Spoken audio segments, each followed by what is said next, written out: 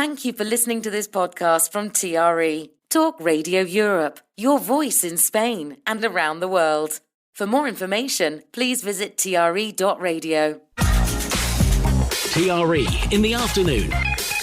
Presented by Hannah Murray. Good afternoon. It's just gone 5:05. You're now listening to Men Talk. With me in the studio today, Michael Senker, Quentin Seller and Steve Holmes. Hello. Good afternoon. Hello. Happy New Year. And if you're listening at home and you want to get involved, you have anything to say, you can. Here's how. To contact TRE, please call 952 78 4000. Email studio@tre.radio. Send us a WhatsApp on +34 645 99 67 95. What a beautiful day, it's a wonderful life. So it is a new year. Well, a lot of people say new year, new you. It's a time to kind of reflect, take a look at your life, try and think about, what changes you can make for the better, maybe make some resolutions. Is that something you do? No. Shock, horror. No? Have you ever done resolutions or things like that? No. No. Well, I don't understand them. Yeah, you do. No, go on, explain to me. What's the resolution? Well, you say you want to, whether it's want to drink more, drink less. Oh, there you go. That's a Freudian slip. We know what you're doing. Whoops. Want to drink less alcohol, want to exercise more, want to lose weight, want to do charity work, all these different why kinds does it of have things. to be done January the 1st? Why can't you sort of do it in August? Well, yeah, no, it doesn't have to. It's just it's it's a... But that's sort of like being in bed when the alarm clock goes off, isn't it? I get up at 8:01 and then you can't get up because it's on an odd number and have to wait till it gets to 8:06 now. Is it similar to that, is it? Well, isn't it? Because it's another thing. It's like everybody's going to have to... January the 1st, from now I'm not going to drink anymore. Mm-hmm. Okay. It's a target date, isn't it? Yeah. It's a target date. Probably. I don't know, but I don't know why who decided it's got to be... Why can't it be August the 3rd? Well, yeah, I suppose just because it's the start of a new year, so people kind of equate that, okay, so it's a new year, looking forward... Get it over with quickly. Yeah, maybe. Well, gyms are always busier in January and less busy in February. Especially after excessive December. It's like, phew, gosh, let's relax now, let's not drink as much, let's not eat the chocolates every time you walk past the table. Exactly. All that sort of stuff, Have you made any resolutions? Not really, no. Just trying to give up sugar, to be fair. Oh, are you? Yeah. Ooh. Yeah, and it's surprising how difficult that is. It's in everything. It's shocking. I know. It's the hidden sugars, that's the problem. Yeah. Do you have sugar in tea and coffee, things like that? No, I sometimes put it in coffee, but not in tea. No, I gave that up a long time ago. It's just generally stuff that you drink as well, drink alcohol, it's a killer. Well, yeah. It's like, what do you do? Yeah, it is difficult. Yeah. So water and lettuce it is then? Sparkling water. That's the way forward. Yeah, sparkling water. And learn how to open a bottle of sparkling water is not easy. No, some of them are really tricky, aren't possible, they? Yeah. So how long are you planning to keep this no sugar thing up for? Oh, another hour. I don't know. Try and... What time is it? Lose a bit of weight, see what happens. Yeah. So it goes, yeah. Oh, well done you. What about you, Quentin? I stopped doing them years ago, but it's like an ongoing process of how to change and do things differently. But the one about giving up drinking is normally mentioned by people at 3 o'clock on the 1st of January in the morning when they're pissed out of their head. Sorry, they've had a little bit too much to drink. Yeah. And you think, oh, well, there's no point anymore, is it? Because I've just lost 3 hours of it. So. Yes. No, it's... Start as you mean to go on. Some of my parents told me you write your New Year's resolutions, but I think most of them are gone by the end of the month. So what's the point? Well, I think the idea maybe is to try and be more realistic. I think people, and we've talked about this on the show before, and I've interviewed people about it. If people go from not having been in a gym for 20 years to suddenly going, right, 4 times a week I'm going to go to the gym, I'm going to give up alcohol, I'm going to give up sugar, I'm going to give up carbs, and they suddenly want to change their whole life overnight. It's not realistic that you're going to stick to that. All these kind of things, it's got to be a process of, say, evolution rather than revolution. Yeah. And you build yourself up to other. It's like crash dieting. Yeah. We talked the last time about some of the diet fads that are around intermittent fasting. It's like, if you can stick to it, fine. If you try and do it too quickly, then the minute that period of dieting ends, you will put weight back on again. When I know. It's like media driven as well, isn't it? It's like before Christmas, everything on TV's chocolates, turkey, and cooking. There's a cooking program every 2 minutes, and then in January it's diet books. It's all diet books. I read so much about giving up eating, giving up drinking, giving up smoking, giving up sugar. I gave up reading. Brilliant. That's safer. That makes a lot of sense. That makes life a lot easier, doesn't it? That's very true. So I saw this headline, and this massively appeals to me. I kind of assume it's the sort of thing that would appeal to everyone, but maybe not. So I'm really interested to hear your thoughts. So the headline is, How I Found Inner Calm by Smashing Up an Entire Room with a Baseball Bat. Forget mindfulness. Overwrought women are venting their anger in Britain's new rage rooms. So you can pay to go somewhere with like a some kind of baseball bat type weapon, and you're protected and everything with a guard on your face and all that, and you go into this room and you just smash it all up. How good is that? Oh, please tell me this isn't just me. Does that not excite you in any way? No. Really? Are you serious? We actually discussed before we came on air that we just say no to everything. It's not true. No, we didn't actually. No, it honestly doesn't. Really, you wouldn't do that? You wouldn't pay like 20 quid to go in a room and smash it up? That's because most women or most people don't vent their feelings or their anger when it happens. I happen to be one of those people that loses it like there and then that's all done with. I couldn't go into a room and think to myself, I'm going to smash it up. I've got to have a reason. I'd rather do a box fit class or something like that where you actually physically getting rid of it. I mean, box fit is great. Yeah, I like that. Smashing stuff up, I just don't get that. I don't get it. No, but I'm saying, for what reason? You got something triggers you, like, and you get a growl on, or you want to jump out the car, or what all the things you used to do when you were younger. On that spur of the moment, but to think of, I've got an appointment at 4 o'clock to go and smash a room, doesn't make any sense whatsoever. Unless someone's paying you to do it. Okay, do you not ever get? Okay, this is really confession time now. Do you not ever get? I would never, obviously, do it.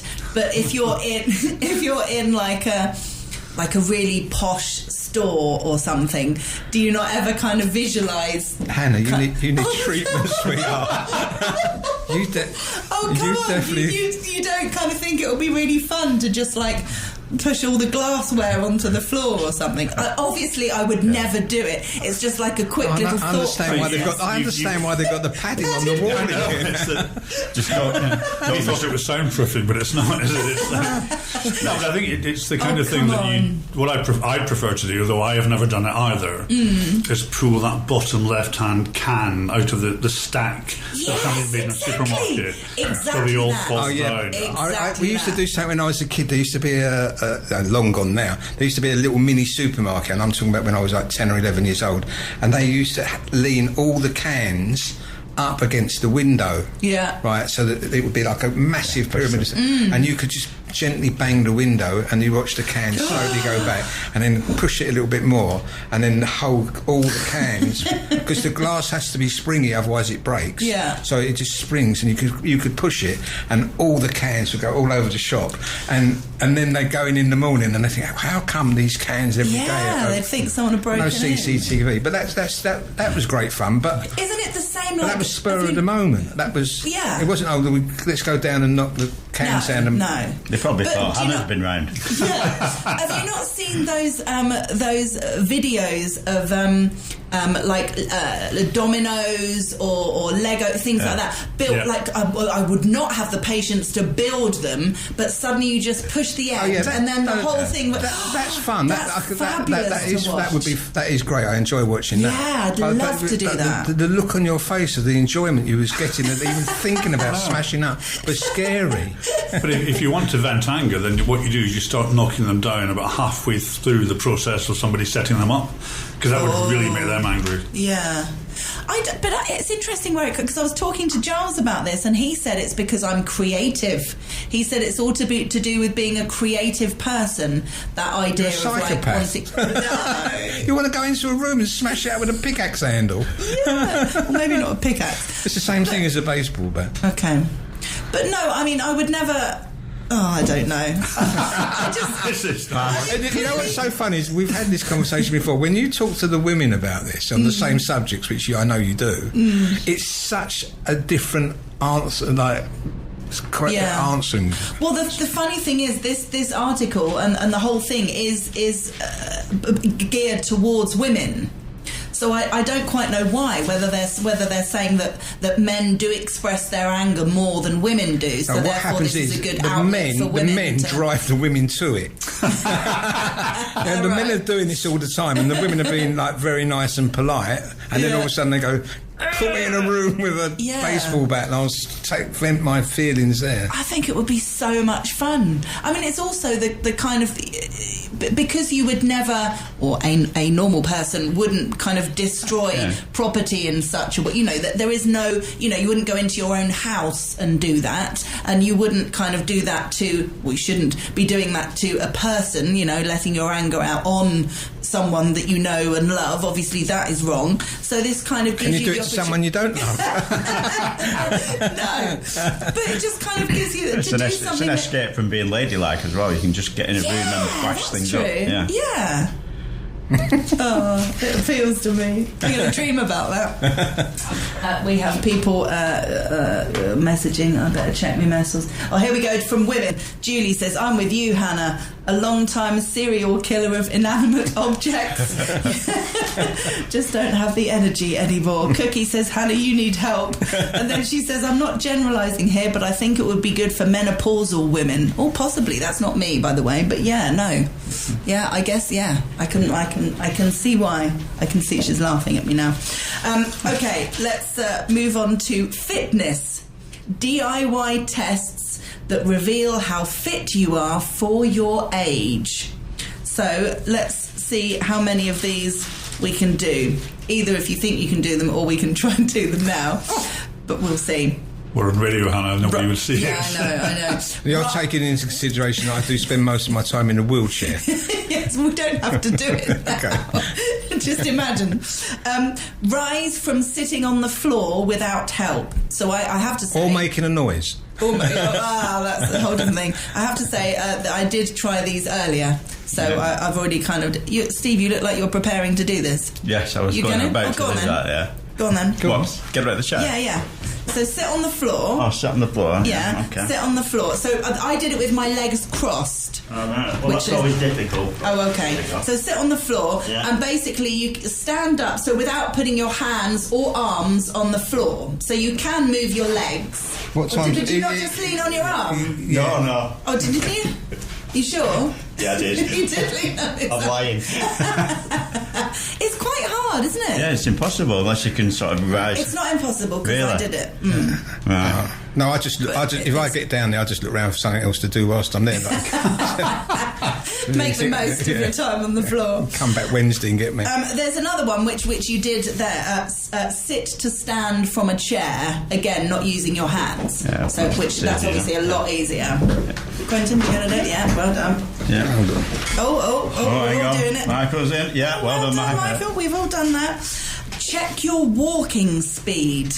Now, I've always been told by my family that I'm a fast walker. I find it very hard to kind of stroll really slowly. And I don't need to be walking for fitness. If I'm just out walking, unless I'm in uncomfortable shoes, I generally walk quite quickly. Do you? So that's an interesting one, because when you go for a walk in the morning, say on the Paseo or something, you've got your headphones and you're listening to the radio at TRE, obviously, and you think, I'm walking quick, and then somebody comes herring past you walking, you think, gosh, I better move up a little bit, you know, because you feel as though you're walking, but you see different paces of But if I'm walking with other people are generally kind of going, slow down a bit. I feel like I'm sort of marching ahead, but it's kind of a natural. Everybody feels like a child at side of you, trying to like keep dragging going. them along with me. I'm just going to make it quick because otherwise it could be on it. But as you know, I have a neurological disorder. I can't stand still. Yeah. So I have to walk. I have to walk or sit. So but I can't walk slowly. So I can't walk along slowly. I have to walk along exceptionally fast. Yeah. Stop. Sit down. Finished. So it's really weird. No in between. No. Yeah. Do you walk much? Yeah, I don't stroll though. No. So you're quite a fast walker.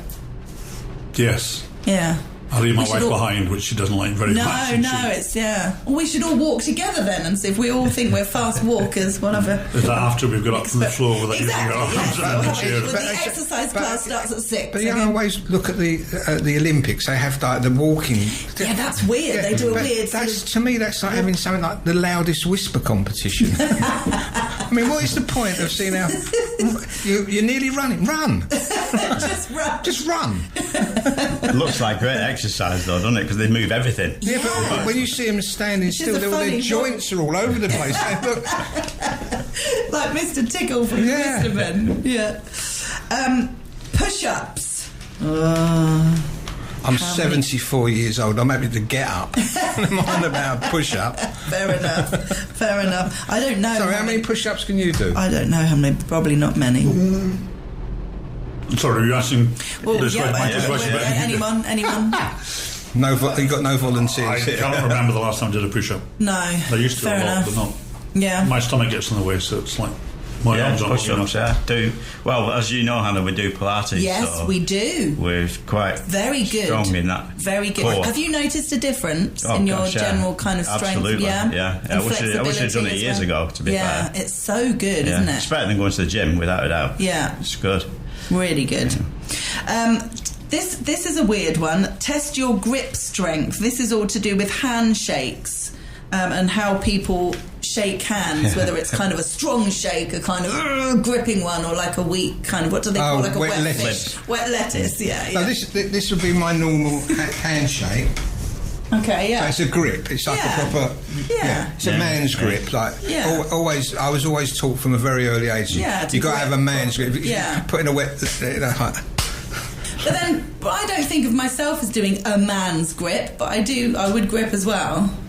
Yeah, but it's just a grip, isn't it? Okay, but you got to shake hands as though you mean it. Yeah, exactly. Yeah. I thought, it's silly when it's a real. I mean, you don't want. I mean, I've had blokes like when I was younger, they'd like try and crush your hand. You know, to show that they were real. You got your ring on your finger and you go, yes, absolutely. It's just good, firm grip. It was always good for business. It was a good thing in business. And when you were being introduced, no need to crush someone. No, just a good, firm. Good, but that. Yeah. You go to grab and then it's like that. It's a real. Yeah. Okay. Let's do. This is it. Balance on one leg. Any good? No. That is difficult sometimes. Yeah. I find that more and more. How can I say? Challenging. More challenging. Yeah. It helps putting your arms out always and focusing on a point. Yeah. And one leg is always stronger than the other. I can do it on my right leg, but my left leg wobbles a little bit. Yeah, that's true. Oh, go on, have a go. Hang on, she's just fallen over the studio. Go on. Yeah, that seems quite easy. Yeah, it's quite easy for me. Yeah. Absolutely good radio then. The other thing is with women, you can do two things at once, so that makes life easier. Like talk on the radio and stand on one leg. Exactly. Although I did keep quiet, didn't I? Right, we're going to take a break before we move on to the next one because it's kind of gross. Hannah Murray on TRE in the afternoon. Good afternoon. You're listening to Men Talk. With me in the studio today, Michael Senker, Quentin Seller and Steve Holmes. There's a piece here. I don't know why this has come up again because I remember talking about this a few months ago. So apologies if you've done this one before, but the fact that it's come back again seems strange. You might imagine that most of us wash our bathroom towels around once a week. After all, the bathroom should be a haven of cleanliness. However, it appears that almost 1 in 10 Britons are only washing their towels twice a year. The surprising figure is even worse when only men are considered. A survey reveals they are 5 times more likely than women to wash their towels once a year or less. Well, every year? I mean, this is unbelievable. That is gross. isn't it? I was here last time we did it. Were you? Yeah. I remember last time we talked about it, and everyone kind of said, "Well, that can't be true. That's just a pointless silly article." It's going to be rotten. It's going to be. What you'd think? The minging, right? It's like, really, you'd think where is this? Where does this come from? And it would be smelly, and it would be. Who's done the obviously not a white towel, anyway. Is it? Well, So, yeah. I mean, imagine. Who's done the survey? Who's done the survey? Showers to You. What, is that a company that sells showers? Yeah. Okay, there's your answer. Yeah, absolutely. I don't believe it is the honest answer. No. I just think that it's literally it would actually fall apart. I don't think it would. I can't see it being possible. It would be infected. It'd go rotten. Yeah. Literally have mould on it. Yeah. Well, mine always does. Well. Okay, moving on. Men are more reluctant to share bad news than women, but are just as keen to talk about the good stuff. This is according to a new survey. So this is all to do with sharing or not. You know, when you're talking, whether it's to your partner or to friends, how often you would talk about bad things, sad things, hard things happening in your life compared to good things. Let's talk. Come on.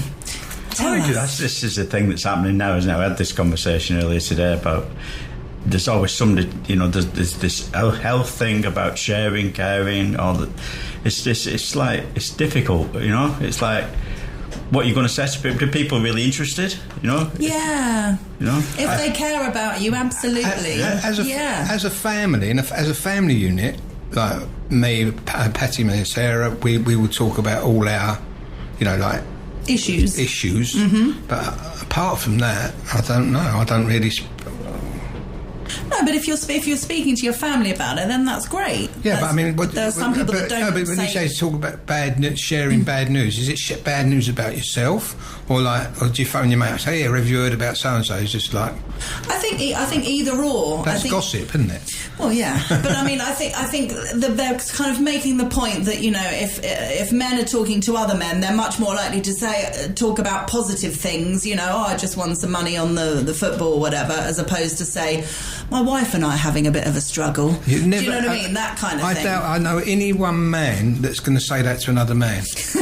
Well, there you go. I would never. That's the point. That is the point. Yeah. Like, you know, I phone up and speak to my mate and I just say, "How's the old snapper?" And she goes, "All right." And that's family cared about. It's just as you're saying. The thing is, it really is this, and we've said this before: the men from Mars or women from Venus, or the other way round. Yeah, men are from Mars. I mean, we just don't. You know. But you could bet that. I think the thing of this is, you know, I mean, obviously going to the extreme, you know, we're looking at mental health issues and things like that, but I think it's surely common knowledge is that men, people, humans can benefit from sharing and talking about their emotions. I agree with you, but it does depend who you're talking to. Sure. So it's like Margaret and I will talk quite openly about the good news, bad news, out of what's happening to us or our family generally. Yeah. But if I went to Michael and said, "Look, I've had a really bad day," it's like people don't like hearing bad news. But when you're externalising it, it does make you feel better. So as long as the person's a good listener. Sorry, go on. Well, no, it's just when you say about people don't like hearing bad news, I know what you mean, but. I mean, that's what friends are for. I don't mean just for hearing bad news, but friends should understand. And, you know, when people say, "How are you?" it's a throwaway line, just like the answer is "Fine, thanks." It's just it doesn't mean anything. Yeah, but if you're with a friend and someone, you know, looks you in the eye and says, "How you doing? Are you all right?" You should be able to say, "Well, you know, not great." Yeah. But that's it depends who you're talking to. Yeah. So you've got to be able to trust the person to share that kind of personal information. But I showed you a badge that I had made, didn't I? My badge that I wear. It says, unless you've got 20 minutes to spare and you really care, please don't ask how I am. I really do have that badge. I had lots of them made and gave them to people. Brilliant. Because of the insincerity of people that say, "How are you?" And then whilst they're talking, ask what, and you're beginning to answer them, and they're looking over your shoulder for the next person who's more interesting to talk to. Yeah. It's true. The question, how are you, is the follow-up to that is always going to be a lie, isn't it? Yeah, I'm great. Doing well. How are you doing? Fine. Not how really are that you? Interested. Yeah. No. My one's all right. Yeah, exactly. It's. I lifted a finger. All right. Yeah, people shouldn't say how are you unless it's easier said than done, because I think we all do it. It's more like a hello. It's not a how you doing, because how are you is everybody. If anybody I mean, it's happened to me. It happened to me. Someone a long time ago in America. That's how I got to this badge. It's just I was in a hotel and the waitress kept asking me every morning, how are you? How are you? How are you? Just like parrot. And after about 4 days, I told her. And she just looked there staring at her pad and thinking, when is this man going to stop talking? Because I was talking about varicose veins, I was talking about my piles. And she just looked, and then I went to her, oh, you don't really care, do you? That was it. Yeah, it's true. It's especially if you're going through a particularly bad time, whatever it might be, financial issues, family issues, grief, particularly.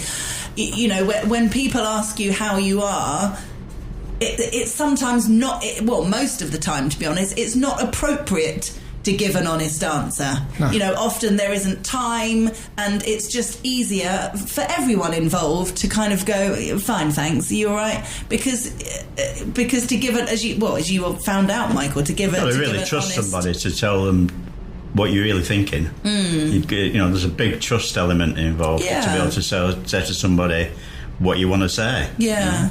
And it does depend on the situation as well. Yeah, how much time you have. If you're out to dinner just with a few people and you're having open and chats or whatever, then you can kind of talk about things a bit. But if you're in the middle of a supermarket and you're in the rush, you've got to get to work. Someone says, "Oh, hi, how are you?" You've only got time to go, "Fine, thanks, you. Yeah, good, nice to see you," and you're off. I think as well, it depends how the conversation starts. If you're phoning someone up because you know there's something bad going on, and you phone up and then you say, "How are you? How are you coping? How's mum? How's dad? Blah blah blah." But just in the chuck away thing is, "How are you? How are you doing?" Is what you just said is fine. But if you, I think it's a difference between, right, so and so's lost their mother or the father. God forbid, there's something terrible happen, and you phone up and then you're prepared to, okay, I'm going to now spend time to see how this person is. Yeah. There's a big difference. Yeah. Of the throwaway line. Yeah. Don't you find that we'll have all been in situations where you do the stand-up, the hi, how are you, with somebody who's just had some really bad news, and you think if you were that person, you'd be looking back saying, well, how do you think I am? Yeah, but I always... I don't know what to say instead. So I always preface that with, this is a ridiculous question, but how are you doing? How are you?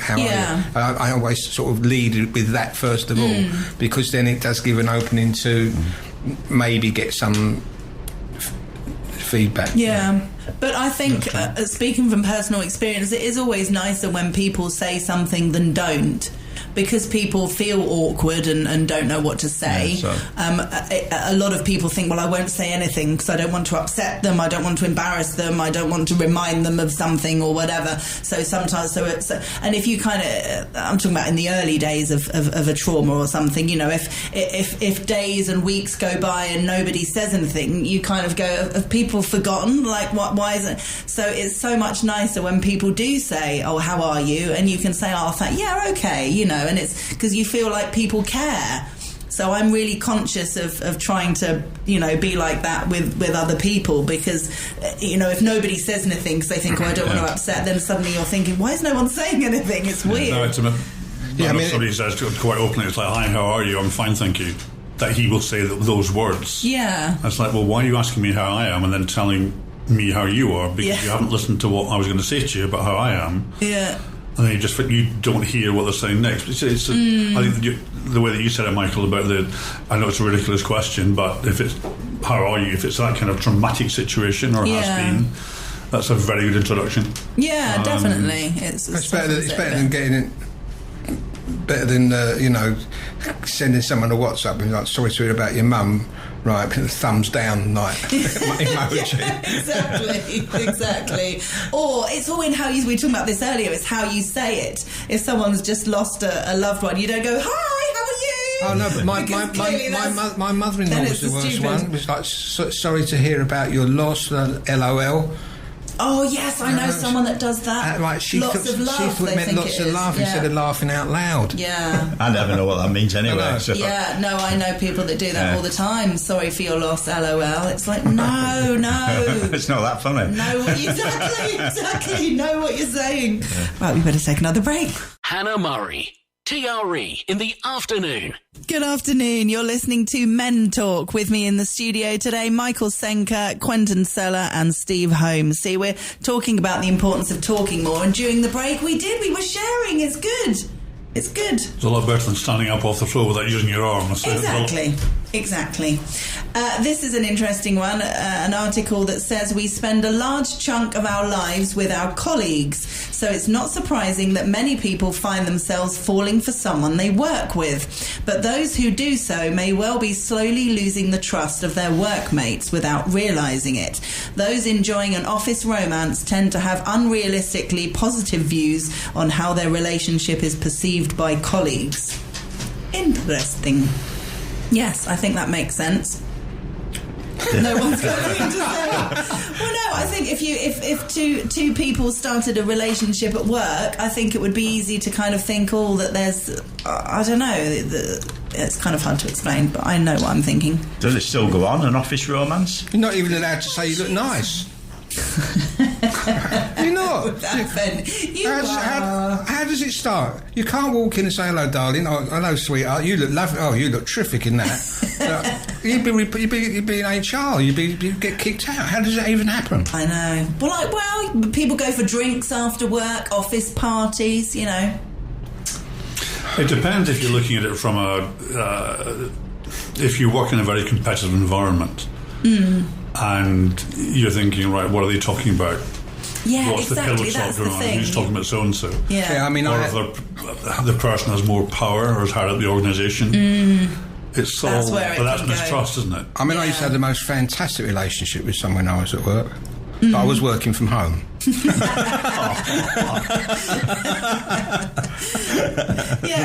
where it can be weird with the sort of power dynamics. If you've got, the boss that's going out with one of the junior sales staff or something, then it would start to be a bit, what's going on? You do. I think people would kind of lose trust, maybe even lose respect.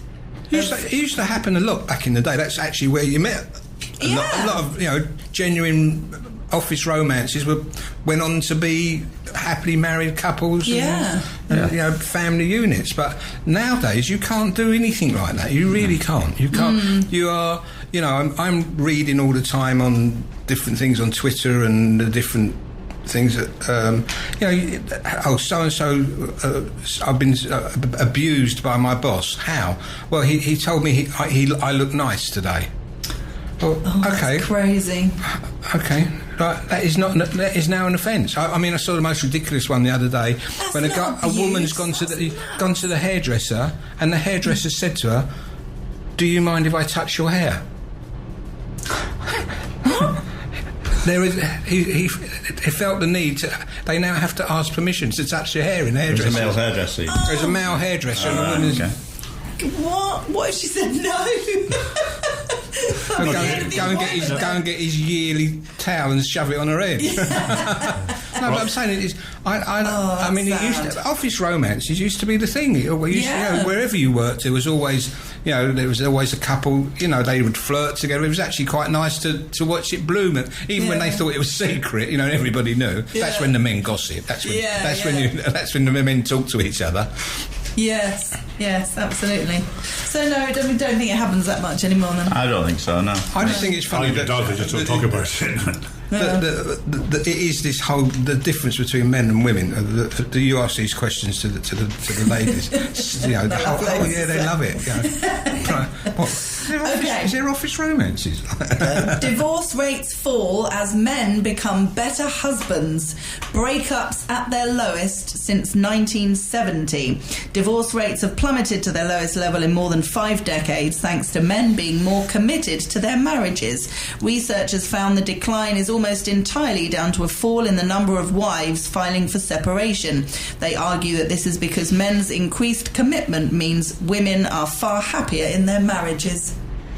Who are happier, men or women? Who wrote that one? It was written by a man, actually. Was it? Yeah. Good luck to him. Well, there's certain rules for happy marriage, isn't there? First of all, you have to understand what your wife's saying. If you turn around and say, is that okay, and your wife says, it's fine, and you carry on and do it, you are taking your life in your hands. Because that's fine. You need to understand their language. That's fine does not mean that. Okay. Right. Mm-hmm. Now, if you want... it's closely behind it, right? And you have to treat all these things like when women are talking to you, or your wife is talking to you and telling you what's going on for the day or the evening or the weekend or where you're going on holiday or social what you're secretary, doing. yeah. Right.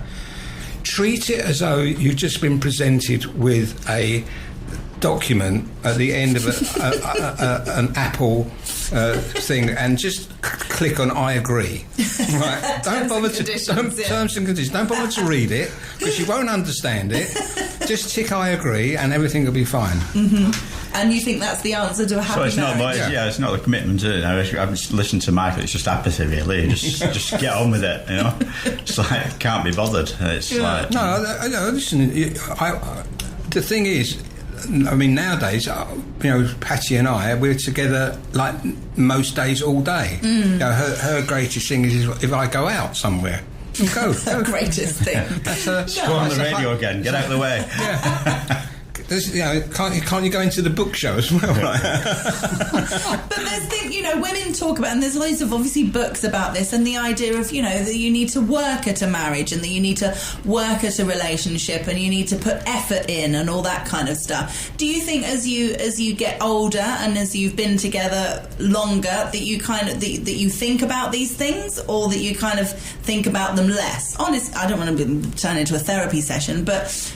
You know what I mean? Do you think, we need to... do you think about making an effort and stuff and wanting to do things so they're happy? Or do you just kind of, tick the terms and conditions? Happy wife, happy life. Exactly. Yeah. I remember one of my...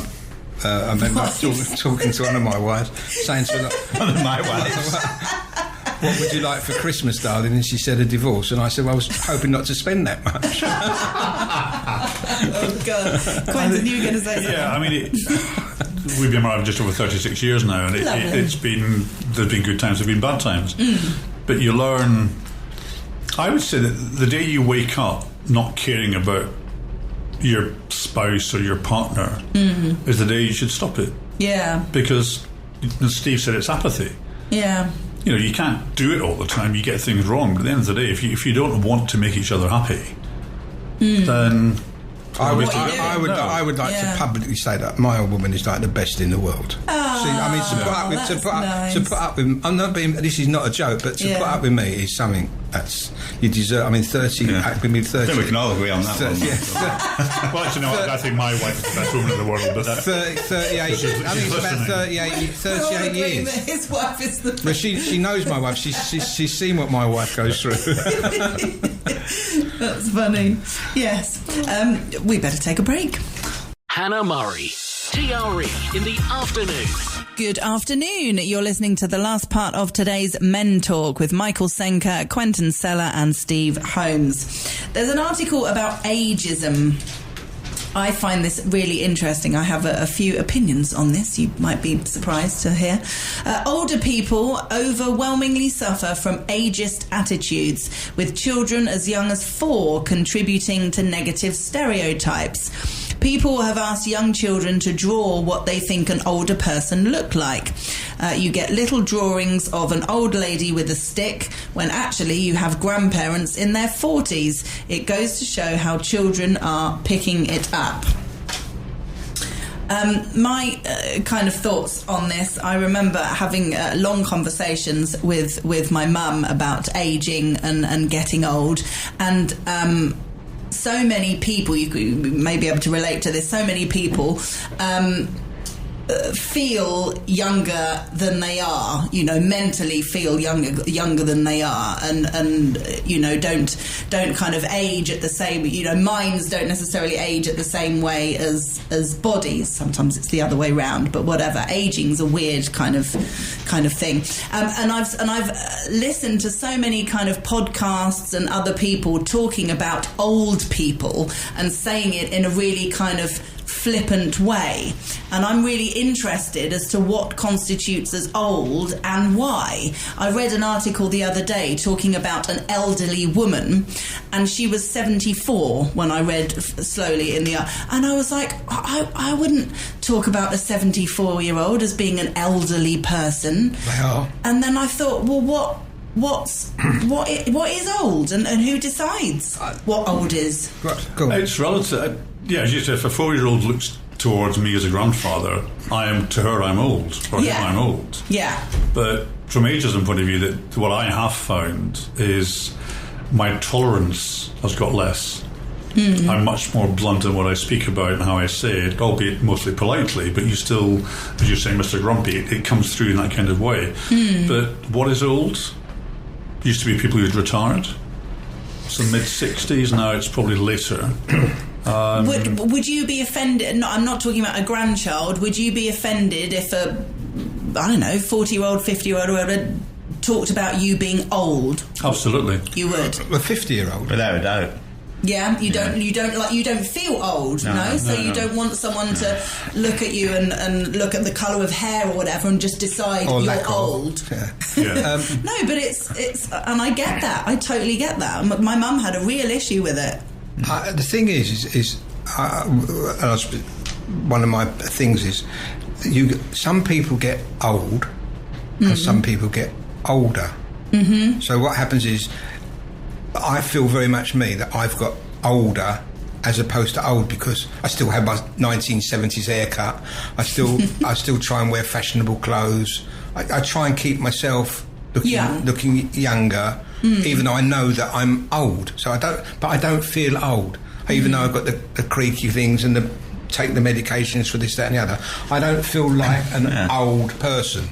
Right. I think you can go through your time feeling you're older. You're not old, but sometimes you read something in the newspaper, or you're reading an obituary of somebody that, like this week, the footballer Franz Beckenbauer, 77. Yeah, but you read it. If I read that 15, 20 years ago, I thought, he's 77. Yeah, he had a good innings. And suddenly you think, God, I'm not that far away, And he's probably been the fittest guy ever in the whole of his life. Yeah. And suddenly you think, well, I'm getting old.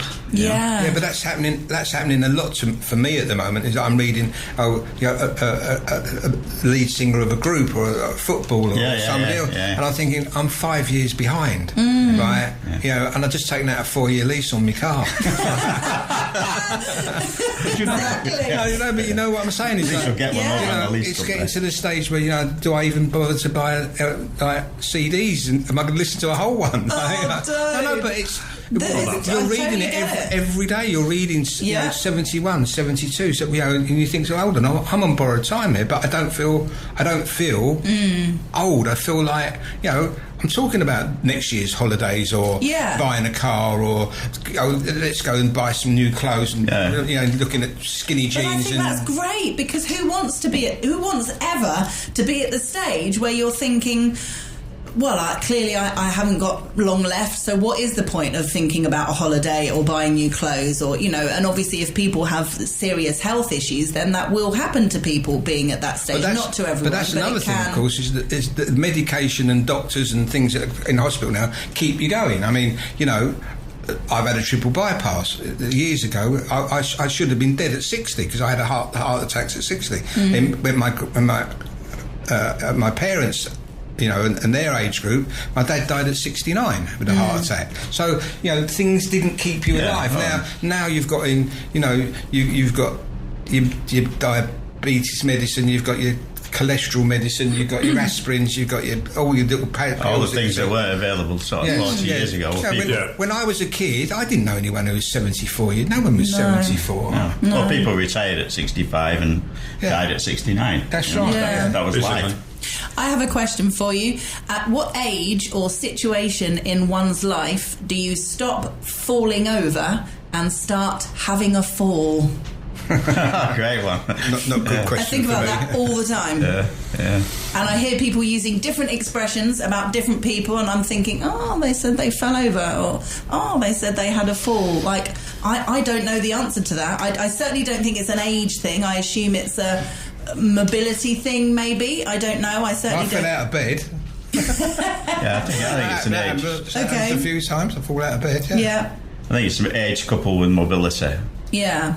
It's a weird one, isn't it, though? Now I've said it, you'll notice it. You'll hear different people saying one of those, choosing whether they're talking about themselves or talking about someone else, whether they use the expression fell over or had a fall. But it's the same as being married a long time, isn't it? When you say to someone, are you married? And they used to say yes or no. It used to be yes or no. Now it's, are you married? 40 years. Now it's a number. 4 times. Actually, the way you said that, Michael, was a bit of a... But it used to be like, are you married? Yeah. Now you've been married in 4 years. I can talk about personal experience of this one recently because my stepfather's 91. Wow. And if he says, if you talk to one of his carers or somebody else, he's had a fall. Yeah. If he says it, I fell over. Really? As if it's a trip. Interesting. Yeah. So it's how you perceive it. Yeah. That is interesting. First thing that came into my mind when you said it was, okay, I used to fall over if I got very drunk. Yeah. That wouldn't be having a fall. No. Sorry, you got me thinking. Which is a really bad thing to do. It is really... No, I find it fascinating. I really do, because... we can all taking out the drinking side of it in a situation at home for whatever reason. If you fell to the ground, at what stage in your life would you decide that's having a fall as opposed to fell over? When you can't get up again. Okay, interesting. Without touching the floor with your hands. Yes, without touching the floor with your hands. No, it's fascinating because I don't know. I don't feel old. No, I know that I am old. I have 74. You're meant to live your 70 years and 10. 74, whatever way you look at it, is old because you're now looking not that far in the distance. And as I said, looking in the papers and looking at the news of, I was looking at a band the other day, some music, and for some bizarre reason, I just clicked on Google and it took me to somewhere else to tell me that the whole band is now dead. Oh, God. Do you understand what I'm saying? Yeah. This was I can still sing their songs. Yeah. Right? None of them are left. So a band that you grew up with, basically. Yeah. That's great, isn't it, for the band? I think that's fantastic. Their songs are gone forever. Yeah, absolutely. Yeah, but they didn't. Yeah. The songs did. It is a weird one. It's nice to finish on a happy note. Yes, exactly. I remember there'll be a good time for this, but my parents saying, oh, yes, so-and-so's died. It was all the film stars that they knew as they were growing up. And as you're saying, you see band members dying, or film stars that I knew, or television stars that I knew and watched when I was younger. And you suddenly realise, yes, you get to a point where you start to feel a bit more vulnerable. But you'll see, absolutely. But then again, you watch like Mick Jagger on stage, 81 years old. Ronnie Wood's 79 or 80 years old. He's going to outlive all of us. Yeah, but I mean, okay, but it's just how do they do it? For me as well, I remember I started at the radio in my late 20s, and when I was looking up at famous people's birthdays and things like that, there weren't loads of really successful famous people who were younger than me. Now I'm in my early 40s. There are loads. Most of the pop stars, new upcoming, most of the successful pop stars, they're all, the amount of millionaires under 30 is unbelievable now. But then I talked to some said, well, what do you used to do for a living? And they're like 22, 23 years old, and we're talking at Christmas, and I say, I used to have video shops. What's a video shop? Oh, don't. What's a video shop? Oh, no. A whole a whole industry came and went. Yeah. And they weren't even born. We are coming to the end of the programme, unfortunately. Oh, libraries is another one, just to say quickly, with the amount of youngsters who've never been to a library. That's another weird one. OK, thank you all so much for coming in today. It's been lovely to see you all. Howard Brereton is coming up after the news with Spain Today. Enjoy your weekend. I know it's only Thursday, but I'm off tomorrow. I will see you Monday.